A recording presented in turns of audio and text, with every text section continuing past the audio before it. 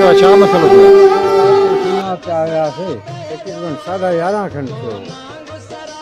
सुञाण पिया हुआसीं, ख़बर थी महिल ॿाहिरि वठी वई तंहिं महिल उथी भॻियासीं, ॿार बचा पाण बचाए। सामान सॼो असांजो रख थी वियो आहे। घटि में घटि 8-10 लख जो छड़ो सामान आहे मुंहिंजो। ऐं ज़मीन जा इहे कागज़ जेके आहिनि, ज़मीन मुंहिंजे जेको बि खातो आहे मुंहिंजे बाबे जे नाले ते 25-30 ज़मीन आहे, उन जो सभु कुझु सड़ी वियो आहे। हाणे असां वसाइण खे इहा अपील की छा कयूं, जेको बि थी सघी असां मानी मदद कयूं। असां नालो मुंहिंजो ज़ुल्फ़ार अली शेख आहे, वेठो हाजमा शाह पुल ते आहियां। जी जी। हाजमा शाह पुल ते मुंहिंजे घर आहे अकेलो, 4 घर ऐं पाण में जेको आहे ॿाहिरों घर मुंहिंजो आहे। चारो लोग पिया चोरी कारी आहे, अदर हथो सुठी वियो माल सां।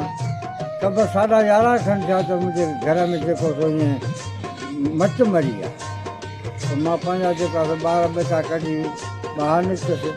ते मुंहिंजो माल मता जेको आहे माली मालिकत हुई, जेका बि जंहिंमें कागज़ हुया, सामान हुयो, नियाणियुनि जो ॿिनि जो मुंहिंजो पढ़ाइणियूं हुयूं भाणे जूं, उन्हनि ॿिनि नियाणियुनि जो बि सामान हुयो। मुंहिंजी पंहिंजी नियाणी हुई, उनजो सामान हुयो। इहो सॼो रख थी वियो आहे। इहो तव्हांजे अॻियां साम्हूं जेको कुझु ॾिसो था इहो पियो आहे। कमरे जी छत अची कीअर बि अची, गाडर बि अची हेठि पिया। हाणे तव्हांजो छा मुतालबा, छा असांजो मसइलो ॿियो त हाणे कुझु बि कोन्हे, दुश्मनी कंहिंसां कोन्हे का मूं ग़रीब जी।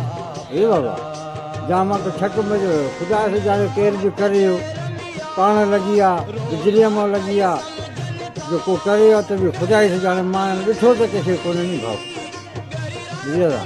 मुंहिंजी वसाइण खे इहा ई अपील आहे त मूंसां जेका बि मदद करे सघनि। मां ग़रीब आहियां, नियाणियुनि जो हिकु हिकु करे सीअ सॼे सुठो मां सामान पूरो कयो। मथे महीने में नियाणी जी शादी